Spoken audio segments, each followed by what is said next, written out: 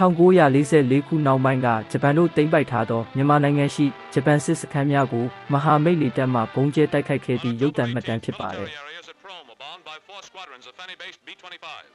Each squadron had a numbered area to bomb. ဒုတိယကမ္ဘာစစ်ကာလ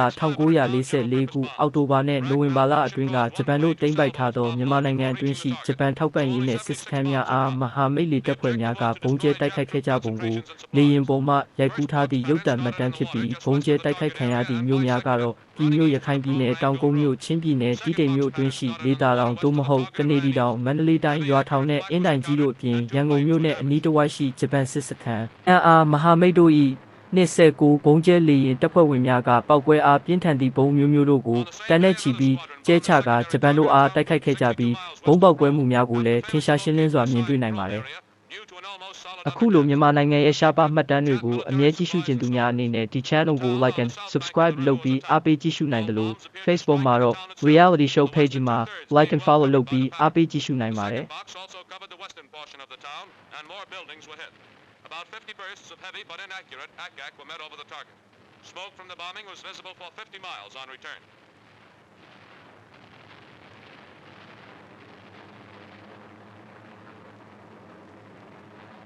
On the morning of October 19th, enemy concentrations at Kennedy Peak on the lower Chindwin front were attacked by B-25s which dropped nearly 20 tons of bombs. First box started its run at 12,700 feet.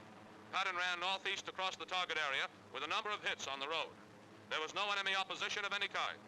68 500-pound quick-fused general-purpose bombs were dropped, and 12 more were fused, 12 to 36 hours delay. Cumulus clouds closed over the target before results of the raid could be fully observed.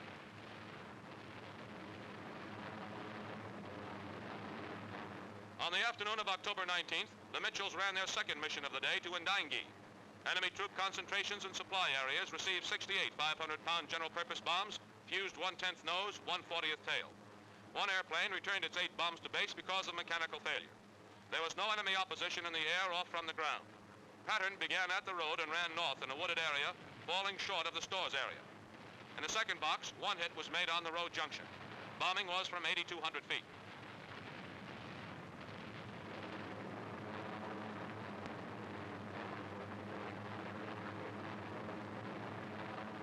On November 2nd, the target again was Kennedy Peak. En route, a new emergency landing field was seen near the target area.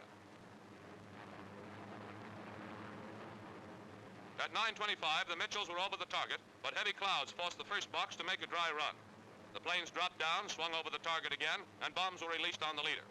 Pattern began east of the peak, where Japs had dug in and was stubbornly resisting Allied attempts to dislodge them, and carried from 50 yards below the road to 700 yards southeast of the peak. The 72 500-pound general-purpose bombs struck among the pillboxes. Extent of damage was partially obscured by clouds.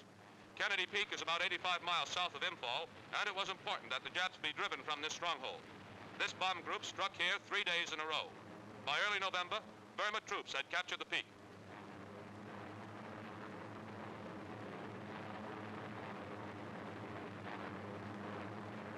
On November 13th, the railroad yards and repair sheds at Wyataung were bombed by Mitchells from Fenning. These fighter-escorted Mitchells were part of a group of 48 planes that had been charged with attacking this target until destroyed. The enemy's railway roll dock was reportedly low, and blows at this point would seriously hamper transportation of enemy supplies to both the northeastern and western Burmese fronts. 96 250-pound general-purpose bombs were dropped from 9,000 feet. Although valley approaches were fog-filled, weather over the target was good. Each squadron was assigned its own section of the target. This type of bombing resulted in good coverage. Heavy and light ack-ack was encountered, but only one ship was hit.